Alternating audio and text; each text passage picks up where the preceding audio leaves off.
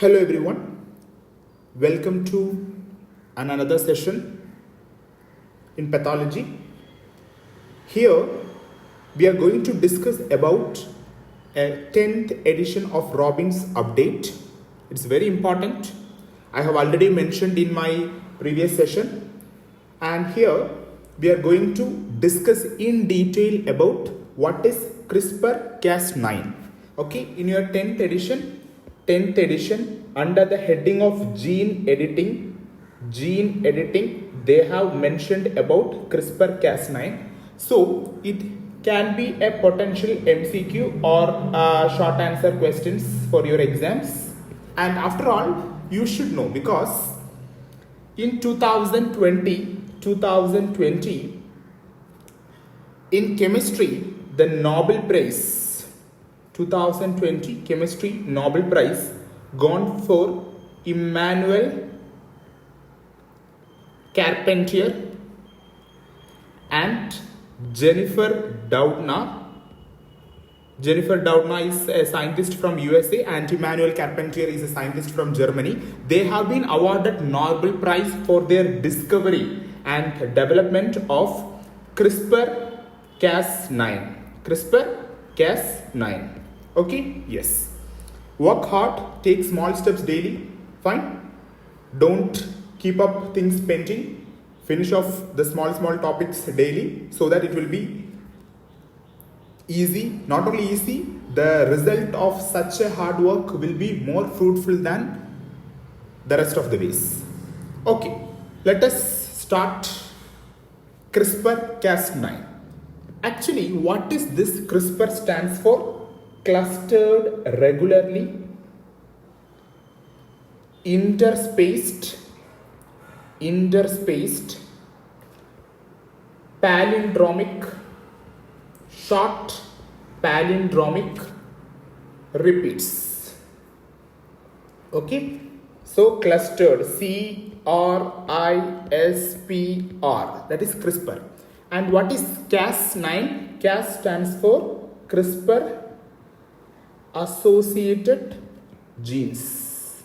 Okay, CRISPR associated genes. Cas, CAS. Okay, Cas, CAS. Actually, what is this CRISPR Cas9? This is actually a nuclease. Nuclease means which is going to cleave the nucleus enzyme. This is present as an inborn mechanism within the bacteria to protect itself from bacteriophages. Suppose this is the bacteria. This is the bacteriophage. You would have learned in 12th standard, okay, about the bacteriophage, how it will looks like. Fine. Yes, this is the bacteriophage. This bacteriophage has a DNA. Okay. Yes, this is the bacteria. This is the bacteriophage. What are bacteriophages? They are nothing else but the viruses which infect bacteria. We call it as bacteriophages. Suppose when this bacteriophage infect this bacteria for the very first time a phage is going to attack the bacteria. What it will happen? The DNA of this bacteriophage will enter the bacteria. The bacteria also has a DNA. Okay, sometimes this bacterial DNA and this phage DNA I am drawing with. Okay, so in the first attack, that is the first time the phage is going to infect the bacteria, what will happen? That the phage will either damage the bacteria, it will kill the bacteria, or the phage DNA, okay, this is the bacteriophage DNA, okay, the phage DNA will get incorporated with the bacterial DNA. This is the first time. Suppose, so this is the first attack. In second attack, what will happen? When the same bacteriophage DNA reaches the bacteria, the bacteria can recognize, oh, this is the previous person, he has come to me once, fine, yes, and at that time he has damaged me, now I won't allow him to kill me, fine, yes, so what I will do? I will fight. How this is going to fight? Yes, that fighting mechanism is called as CRISPR Cas9. This CRISPR Cas9 is an inborn mechanism or the unique mechanism of the bacteria to protect itself from the bacteriophage. Okay, yes. So this is the second attack. The second attack, when this phage DNA, okay, this is the phage DNA. When this phage DNA, what enters the bacteria, here we have the bacterial DNA, of course. Yes, bacterial DNA, what color we are using? Green color. Fine. What will happen? This will respond, like how our body will respond, our immune response. The bacteria will respond by producing something what we call it as gRNA. gRNA stands for guide RNA. This guide RNA has two regions. One is called as constant region and another one is called as variable region. This constant region will binds to, remember C4C, it will binds to Cas9. I will tell Cas9, no, it is the mechanism. The Cas9 will come into action very soon. Wait. And variable region, it will binds to the target DNA. Okay, it will binds to the target DNA. Okay, so once again I am telling, once again I am explaining. So this is the, sorry, okay, I will use the target DNA in red color. This is the target DNA. This is the bacterial DNA. Then the target DNA, what reaches or it incides the bacteria, what will happen?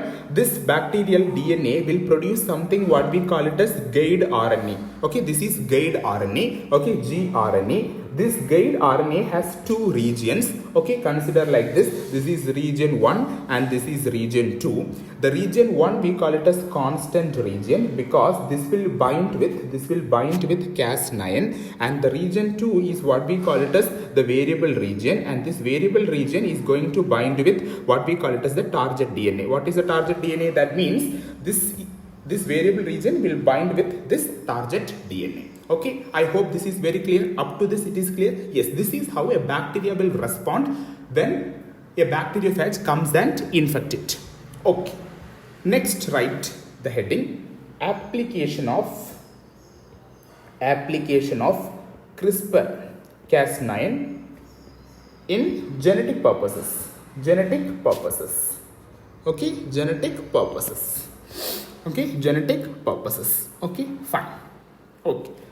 So before that, let me tell one important thing also. Okay, let me tell one important concept also. Yes. So what happens when the first time it will damage, the bacteriophage will kill the bacteria, whereas in second time what will happen, it will produce something what we call as the guide RNA, and the guide RNA what has two regions, constant will binds to the Cas9 and the variable region will bind to that of the target DNA. I hope this is clear. Yes, let us see how we are going to apply this knowledge in gene editing. Gene editing means once I have some gene which is mutated, I am going to cut. See this CRISPR, they are also called as molecular scissors. CRISPR Cas9 is also called as molecular scissors. Why they are called as molecular scissors? Because they are going to cut the unwanted DNA. Okay, for example, this is my double-stranded DNA. Okay, here I am having sequences. I am drawing like this. Here also I am having sequences. Okay, and at a particular site, for example, consider this site, I am having a mutation. This site, I am having a mutation. This CRISPR, it will act like a scissor. Okay, it will act like a scissor and it will cut. Okay, it will cut these two parts and we will get another new DNA. And finally, this DNA has to be joined with some other enzymes that we will discuss very soon. So this is actually the main function of the CRISPR or the Cas9 enzymes. I hope things are clear for you. Okay. So now we are going to see what is the mechanism, how we are going to use this for gene editing purpose. We have something called as the target DNA. Target DNA means the DNA in which there are some problems, there are some mutations, and using CRISPR we are going to remove those mutations and we are going to synthesize a new DNA. That is the concept. Fine? Yes. Okay, right. Okay. For example, this is I am drawing the target DNA. Okay, fine. I am drawing the target DNA like this. Okay, this is the target DNA. Fine. Yes. So once the target DNA, okay, yes, okay, this is the first step. Fine. Then what is the first step? So first we are going to, how we should identify that this is the target DNA. Yes, the target DNA can be identified with the help of some specific sequences. Okay, these sequences are called as PAM, PAM sequence. This sequence is also called as what? PAM sequence. Okay, PAM sequence. What is PAM sequence? They are some group of what? Our proteins, amino acids, and we know AGG, adenine, guanine, okay, cytosine, uracil, all those base pairs, everything you have studied in biochemistry. Yes, we have some sequences, and this is called as PAM sequence. What is PAM full form? PAM stands for proto spacer adjacent motif. Okay, you have what is that? Zinc finger motif. Okay, yes, triple helix motif. Various motifs you have learned in biochemistry. This is another type of motif, that is protospacer adjacent motif. And this sequence has some specific amino acids, that is base pairs. We call it as NGG. N stands for, it can be any nucleotide. N means any, N for any.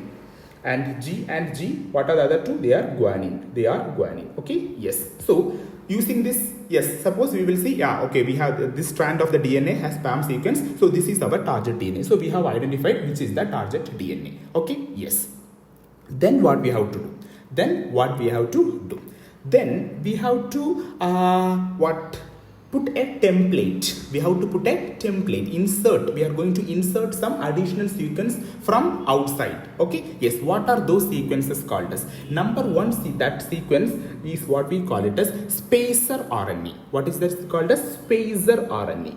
Okay, number one is called a spacer RNA. Okay, this is a spacer RNA. Okay, it has sequences which is complementary to that of this target DNA. Okay, complementary to that of the target DNA. So spacer RNA, it is nothing else but what? An RNA. Okay, it is an RNA. Okay, a nucleotide, a sequence only. Fine. Along with the spacer RNA, we are going to give something called as tracer RNA. This is spacer.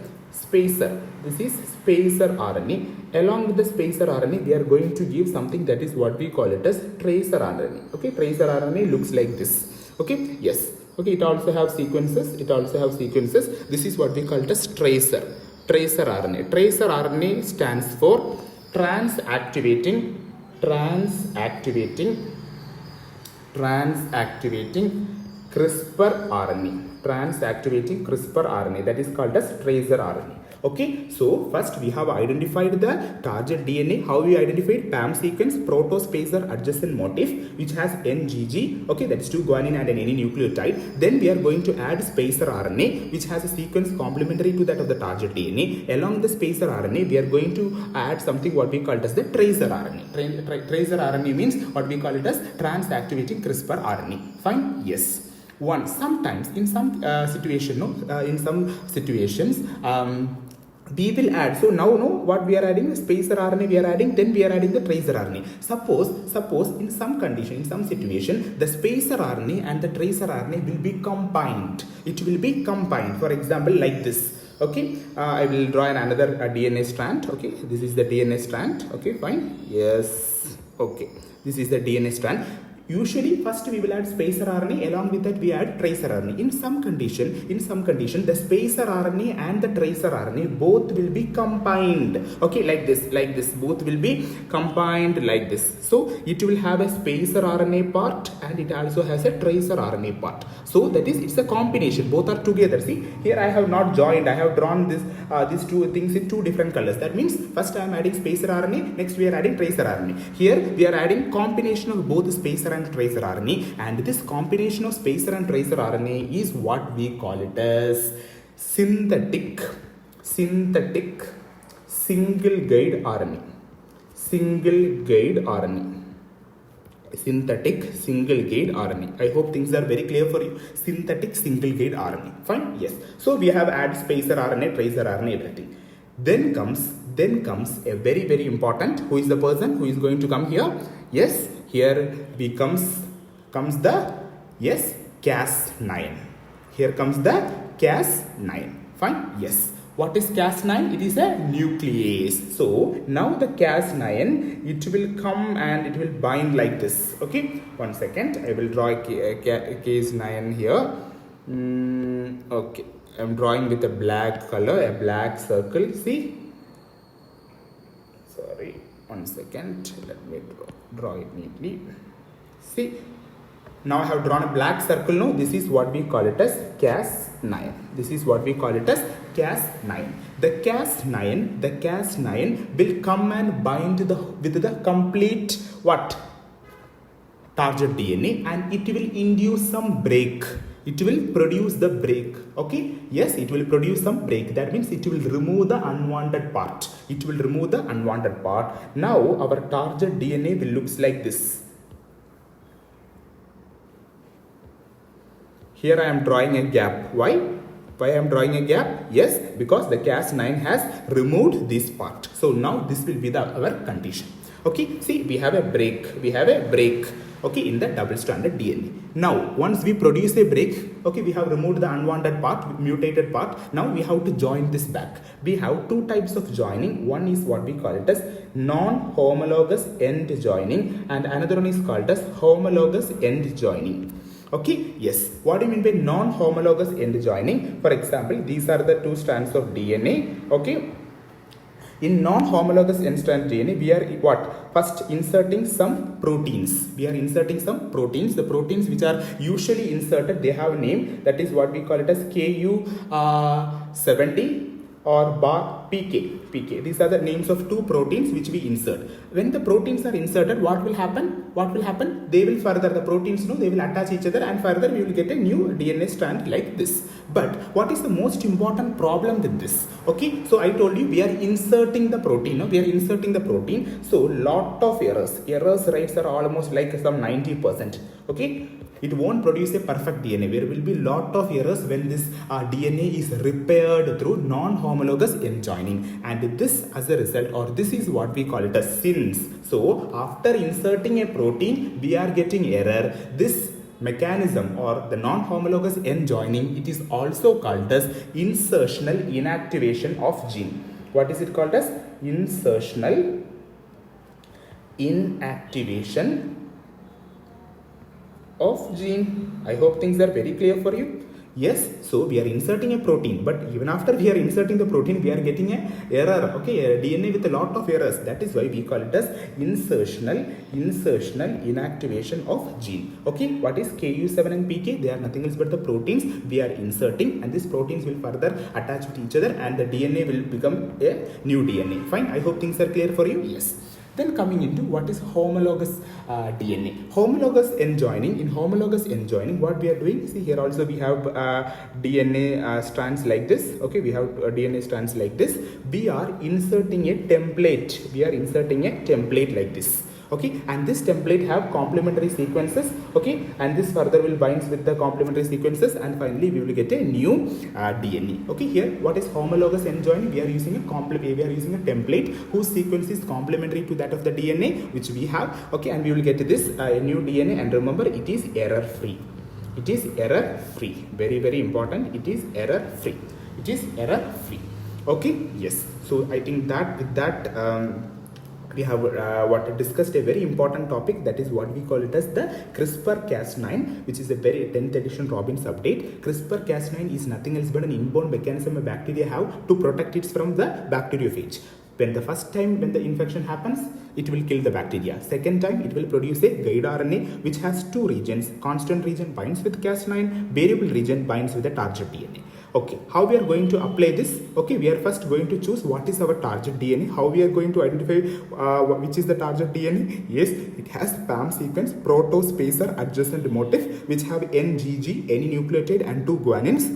Okay, then we are going to insert the spacer RNA. Along with that, we are adding the tracer RNA. The spacer RNA has complementary sequences with that of the target DNA, and in some cases, the spacer and tracer RNA, tracer RNA means trans-activating CRISPR RNA. So spacer RNA and tracer RNA, sometimes both are combined and they are added together. That is what we call it a synthetic single-guided RNA. Once that is done, Cas9 will come and bind the target DNA. It will provide some break. It will remove the unwanted parts. Then we have to join them back by using non-homologous end joining and homologous end joining. Homologous end joining is the preferred one because we are going to add a template DNA, and this will finally helps in an error-free DNA. Whereas in non-homologous end joining we have Ku70 and PK. These are the proteins. We are inserting these proteins. These proteins are going to attach. Okay, and finally they will seal the DNA. Whereas there is risk of 90% errors are formed. Okay, in the new DNA. As a result, we call non-homologous end joining is also called as insertional inactivation of gene. As a result of insertion of a protein, the gene get inactivated. That is, the DNA that we are getting is an error. Okay, full DNA. Okay, the DNA is completely full of errors. Okay, so I think that is the recent update I want to share. Okay, that is the recent update of CRISPR Cas9. Okay, it's a 10th edition update which is mentioned in your gene editing chapter. Work hard. Okay, take small steps daily, and please go through this. It's a very important. Okay, CRISPR Cas9 has been asked in many exams. Okay, in INISET. Okay, in INISET they have asked Institute of National Importance Common Entrance Test. Okay, that is the institutes for the exam, PG entrance exam for AIIMS, JIPMER, PGI, Chandigarh. Okay, all those institutions, they have asked these question. Of course, this may be a potential exam in your upcoming, we are going to have the upcoming next, or what we call as a NEET exam, whatever exams. Okay, CRISPR, it is a recent innovation. In biochemistry also it will be discussed, but in pathology, as far as Robbins is concerned, it has been mentioned in the first chapter. That is why I have explained this much in detail. Okay, yes, I hope it's clear for you. Yes, thank you.